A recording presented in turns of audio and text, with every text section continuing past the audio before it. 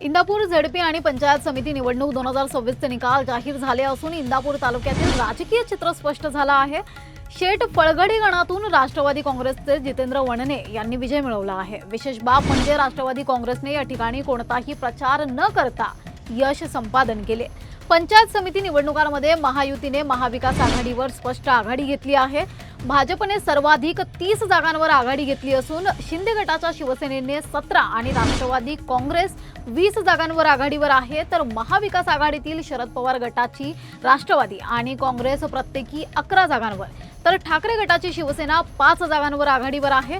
पंचायत समितीमध्ये दादा गटाची राष्ट्रवादी शिंदे गटाच्या शिवसेनेपेक्षा पुढे असल्याचे चित्र आहे। जिल्हा परिषद निवडणुकांमध्ये भाजपने 7 जागांवर आघाडी घेत सर्वात मोठा पक्ष म्हणून आपले वर्चस्व सिद्ध केले आहे।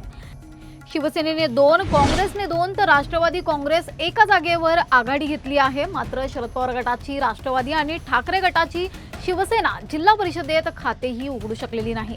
एकूणच पंचायत समिती आणि जिल्हा परिषद या दोन्ही स्तरांवर भाजपने आपली आघाडी कायम ठेवत या निवडणुकांमध्ये क्रमांक 1 चा पक्ष म्हणून स्थान मिळवलं आहे।